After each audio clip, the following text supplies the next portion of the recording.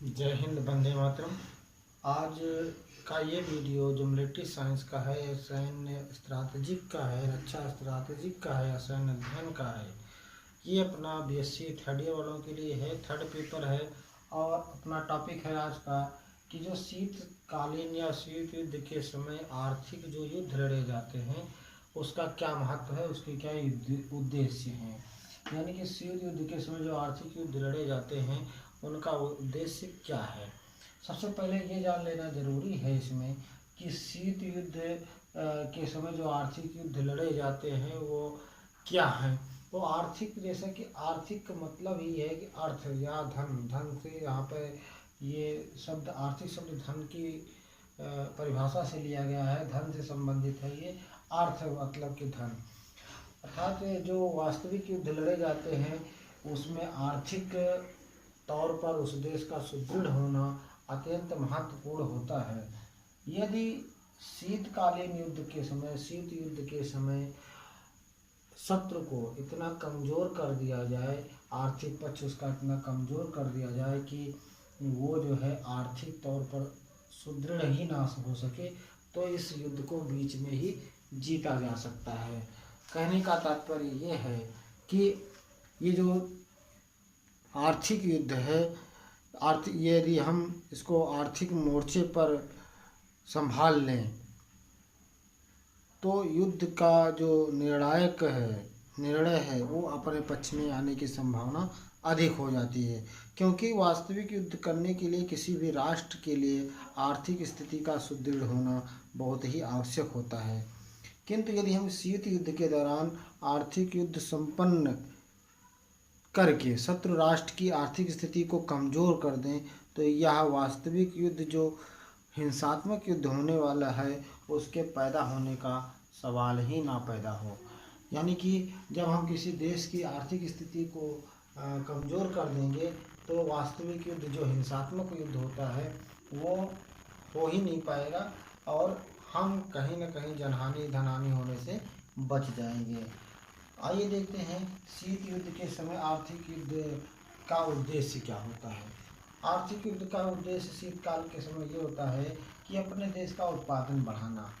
जिस समय हम आर्थिक युद्ध शीतकाल के समय या शीत युद्ध के समय आर्थिक युद्ध लड़ना चाह रहे हैं या लड़ने जा रहे हैं तो हमें अपने देश का उत्पादन बढ़ाने पर जोर देना होता है। हम अपने देश के उत्पादन का विशेष तौर पे ध्यान रखते हैं। दूसरी चीज़ है शत्रु के औद्योगिक संसाधनों का पता लगा कर उसे ठप करने की कोशिश करना। जब आर्थिक युद्ध लड़े जा रहे हों तो आर्थिक युद्ध का उस दौर में, शीत युद्ध के समय में ये उद्देश्य होता है कि शत्रु की जितनी भी औद्योगिक इकाइयाँ हैं, संसाधन हैं, उनको पता लगाया जाए और उनको कहीं न कहीं से कमज़ोर कराया जाए, जिससे कि उनके जो औद्योगिक उत्पादन है उनको निष्क्रिय किया जा सके, उनको ठप किया जा सके, उनका उत्पादन रोका जा सके। तीसरी चीज़ है अपने देश की आर्थिक व्यवस्था को सुदृढ़ करना। हम उस समय पर हमें अपने देश के लिए जो आर्थिक व्यवस्था है उसको सुदृढ़ करने के लिए अत्यधिक मात्रा में हमारी आर्थिक व्यवस्था सुदृढ़ हो जाए, इसके लिए भरसक प्रयास करना चाहिए। चौथी चीज़ है अपने देश के सभी प्रकार के माल का संग्रह करना। यानी कि जो विदेशों से हो या अपने पास का उत्पादित वस्तु है, अपने देश में उत्पादन कर रहे हैं हम जिसका उन सबको अपने यहाँ पर्याप्त मात्रा में संग्रह करके रखा जाए, जिससे कि भविष्य में कभी भी आवश्यकता पड़ने पर किसी भी चीज़ की, किसी भी माल की आवश्यकता पड़ने पर हम उसको कहीं से मंगाने के लिए बाध्य ना हो। हम इसलिए उसका इतना संग्रह कर लिया जाए कि भविष्य में प्रचुर मात्रा उसकी हमारे यहाँ वो संग्रहित रहे, सुरक्षित रहे, संरक्षित रहे। पांचवी चीज़ है अपने देश में शस्त्रीकरण करते रहें। यानी कि जब हम आर्थिक युद्ध शीतकाल में लड़ रहे हो तो कहीं न कहीं हमें छुपे तौर पर शस्त्रीकरण करते रहना चाहिए। यानी कि शस्त्र का जो विकास है, शस्त्रों को जो डेवलपमेंट करने का प्रोग्राम है हमारा, उसको हमें आगे बढ़ाते रहना चाहिए। निःशस्त्रीकरण नहीं, यहाँ पर शस्त्रीकरण से कि यानी कि जो हमारे वेपन्स हैं उनको अत्याधुनिक उपकरणों में बदलते रहें, रोज नित्य नए खोज करते रहें। छठी चीज़ है सीमाओं पर छोटी मोटी कार्यवाही करते रहना। जिस समय हम छोटी मोटी कार्यवाहियों को गति देते रहते हैं, तो हमारे सैनिक भी कहीं न कहीं क्रियाशील रहते हैं और उनमें इस क्रियाशीलता के कारण उनमें अभ्यास बना रहता है। युद्ध में साहस और सारी चीज़ों की आवश्यकता होती है, जो वहाँ पर उनके कौशल की आवश्यकता होती है, वो अगर हम छोटी मोटी कार्यवाही करते रहते हैं तो हमारी सेना सक्रिय बनी रहती है और वो दिशाहीन नहीं होती है।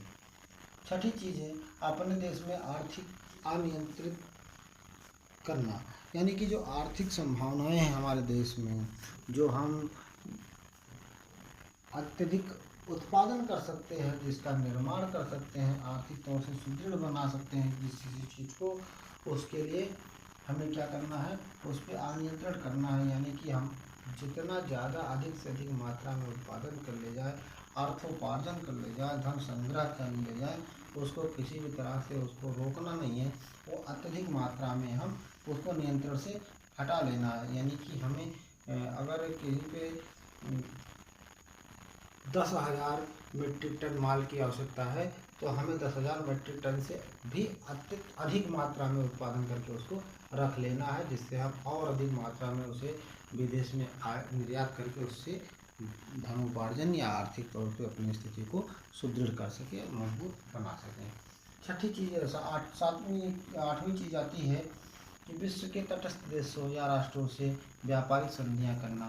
तटस्थ देश वो होते हैं जो किसी भी राष्ट्र के लिए ना वो आपके पक्ष में रहेंगे, ना वो आपके शत्रु सेना के पक्ष में रहेंगे, वो तटस्थ रहेंगे, किसी के विषय में कोई भी टीका टिप्पणी करने से बचते हैं। ऐसे छोटे मोटे देश होते हैं जो किसी के भी बीच में पड़ने की आवश्यकता नहीं समझते हैं।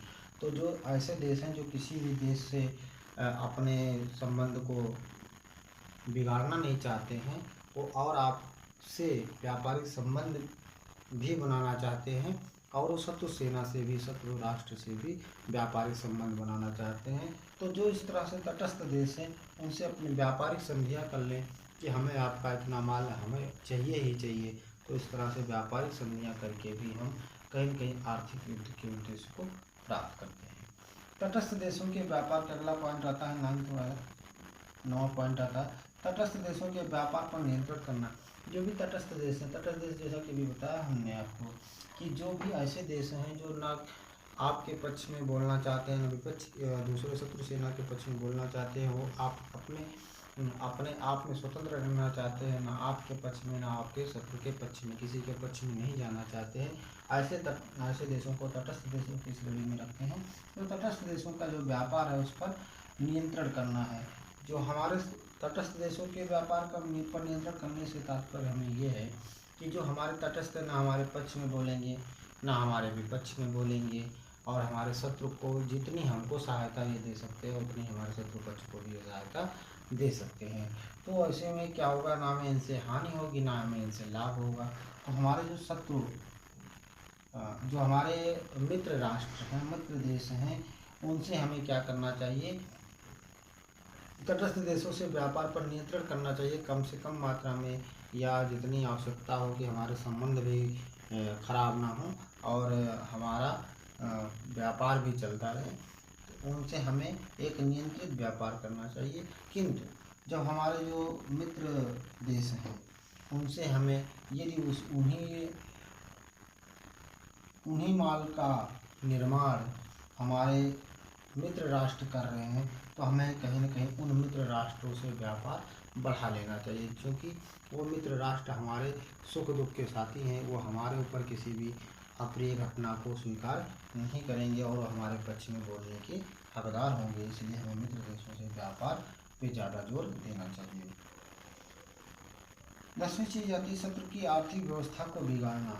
हमें ये करना चाहिए, या उस समय आर्थिक युद्ध का ये उद्देश्य होता है कि जो शत्रु की आर्थिक व्यवस्था है, जिससे वो अत्यधिक मात्रा में धनोपार्जन कर सकता है, जिससे उसकी आर्थिक क्षमता का विकास हो सकता है, ऐसी परिस्थितियों का, ऐसी व्यवस्थाओं को गुप्तचरों के माध्यम से पता लगा करके उनकी आर्थिक व्यवस्था को बिगाड़ने की कोशिश करते रहना, ये हमारे आर्थिक युद्ध का उद्देश्य होता है। 11वीं चीज आती है शत्रु देश तक विदेशों से या स्वयं के देश से आवश्यक सामग्री न पहुँचने देना।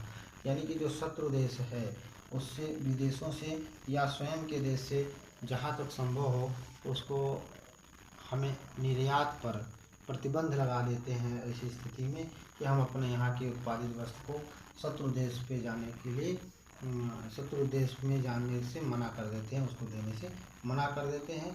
और यहाँ तक कि विदेशों से भी यदि मान लिया कोई विदेशी माल वो खरीदना चाहता है जहाँ से उसका व्यापारिक संबंध है, तो हम वहाँ के माल को, चाहे हमारे यहाँ भले ही भंडारण उचित मात्रा में हो, फिर भी हम वहाँ के अत्यधिक माल को अपने यहाँ ले लेते हैं, खुद खरीद लेते हैं, जिससे कि शत्रु को खरीदने के लिए या उस देश में इतनी मात्रा में वहाँ पर वो माल ही ना हो, वो वस्तु ही ना हो जिसे हमारी शत्रु देश खरीदना चाहता हो। तो जब वो खरीद नहीं पाएगा तो वहाँ की अर्थव्यवस्था चरमरा जाएगी, वहाँ के नागरिकों में असंतोष व्याप्त हो जाएगा और कहीं न कहीं से हमें उसका लाभ मिलेगा।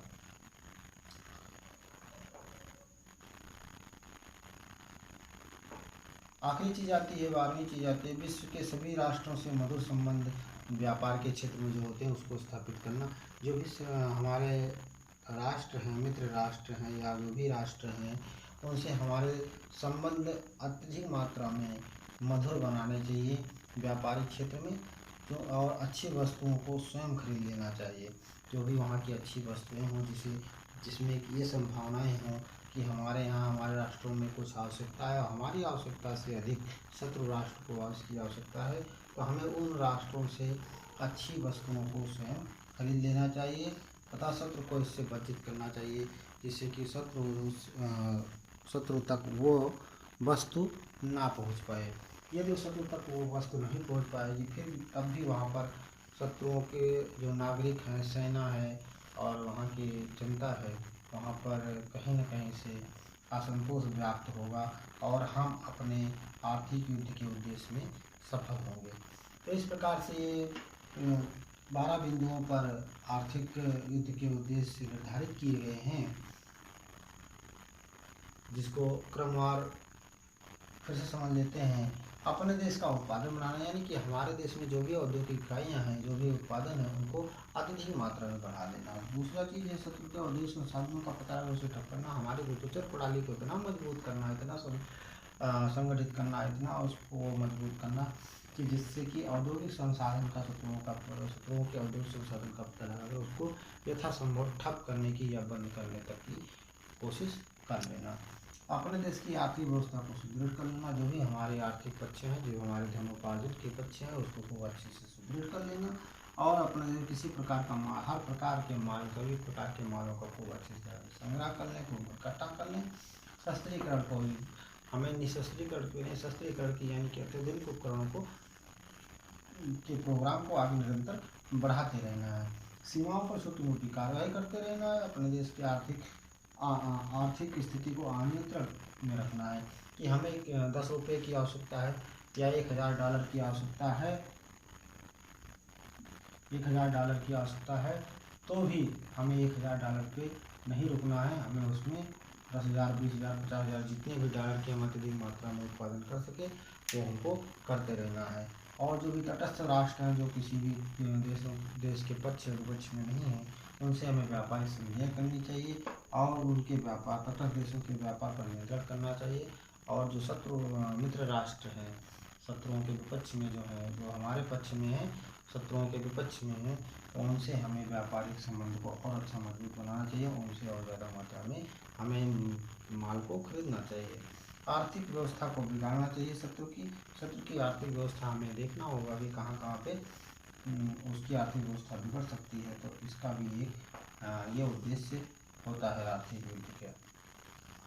शत्रु देश तक विदेशों से या स्वयं के देश से आवश्यक सामग्री ना पहुँचे, इसके लिए हमें क्या करना है कि स्वयं उसको ऐसी कार्यवाही करके कि स्वयं इकट्ठा कर लें या किसी भी प्रकार से उसमें अवरोध उत्पन्न करके उसको आवश्यक सामग्री से शत्रु देश को वंचित रखना है।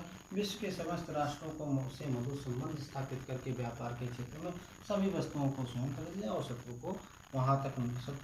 को इससे वंचित रखें, यानी कि जो भी आवश्यक सामग्री है वो शत्रु सेना को ना प्राप्त हो सके। इस प्रकार से हम इन सारे रूल्स को अपनाते हुए आर्थिक युद्ध, शीतकालीन जो शीत युद्ध होते हैं उस समय पे आर्थिक युद्ध के उद्देश्य को प्राप्त कर सकते हैं। तो आज की वीडियो में हम लोगों ने आर्थिक युद्ध में जो शीतकालीन आर्थिक युद्ध होता है उसके उद्देश्य क्या होते हैं इसके विषय में जानकारी प्राप्त की, अध्ययन हमने किया इस विषय में। मिलते हैं अगली वीडियो में एक नई जानकारी के लिए, तब तक के लिए भास्कर सर को दीजिए इजाज़त। जय हिंद।